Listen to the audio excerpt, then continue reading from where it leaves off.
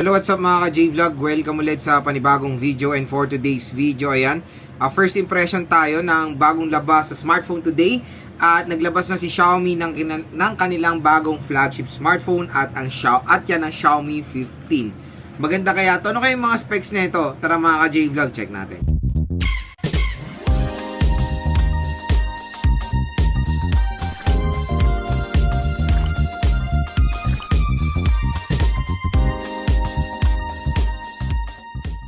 So yun mga ka-J-Vlog, another first impressions tayo sa mga bagong labas sa smartphone, and this time ang topic natin is the Xiaomi 15. So bagong announce lang to ni Xiaomi ngayong March 2025 at meron na tayong SRP dito sa Philippines.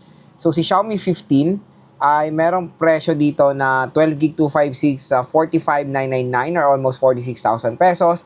Tapos yung 12GB 512 niya is 49,999 or almost 50,000 pesos. So flagship device to ni Xiaomi at may available to sa mga online store ni Xiaomi, at kung interested kayo, ilalagay ko na lang po yung link niyan sa description box, i-check nyo na lang po. Again, this video is only quick review and first impression. Pwede naman tayo magbigay ng first impressions based sa mga specifications ng mga devices or ng smartphone. So yun, itatakil natin muna yung specs ng Xiaomi 15. At yun nga, shoutout sa mga bibili ng Xiaomi 15 dahil syempre, pag launch date, meron kayo makukuha mga gandang freebies mula sa Xiaomi. At i-check nyo na lang po yan sa kanilang mga official store. And there's a possibility baka makuha nyo to ng mura sa online pag may mga vouchers kayo, di ba? So, usapang display tayo dito sa Xiaomi 15. Meron siyang 6.36 inches Full HD Plus 1080p resolution na may resolution na 1200 by 2670 pixels na naka-AMOLED display itong device na to. Mataas ang nits of brightness niya, 3200 nits of brightness at naka 120Hz screen refresh rate. So sa man out of the box, magandang balita, naka Android 15 to with HyperOS version 2. At syempre, pinapromise ni Xiaomi na matagal din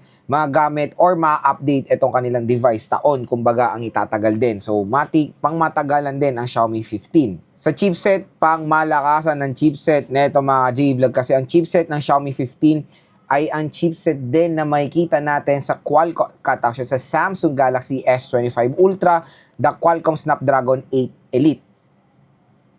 Biruin mo, itong chipset na to is 3 nanometer lang, sobrang liit. So, meaning smaller chipset, power efficient siya. Meron siya octa-core CPU at yung clock speed nakakalula.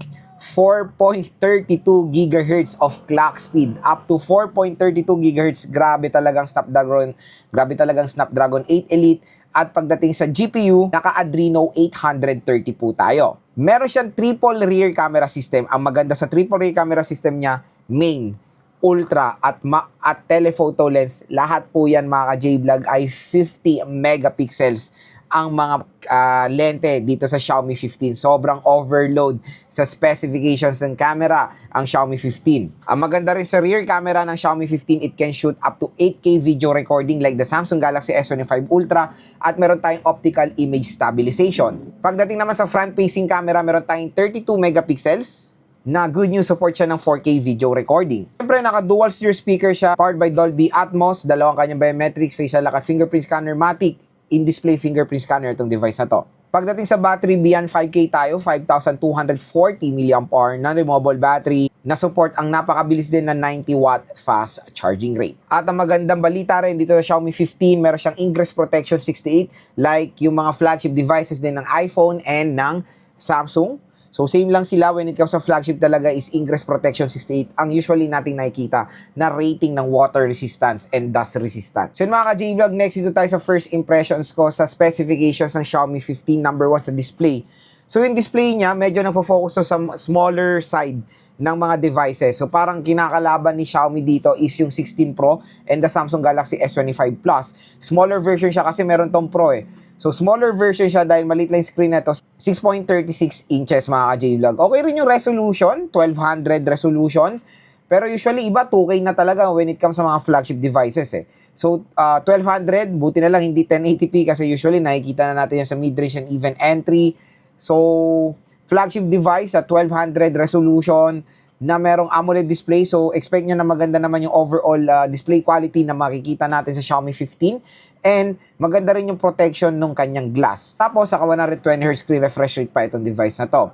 Next mga J-Vlog sa operating system. So out of the box, naka Android 15 na to with HyperOS version 2. Ang magandang balita, pinapromise din dito ni Xiaomi na pang matagalan din natin magagamit ang Xiaomi 15 dahil matagal din siya masosupport ng mga latest updates. Chipset talaga ang ilalaban natin sa Xiaomi 15 dahil naka Qualcomm Snapdragon 8 Elite, yung bagong flagship chipset of course ngayon ni Qualcomm na makikita natin sa napakalakas na Samsung Galaxy S25 Ultra.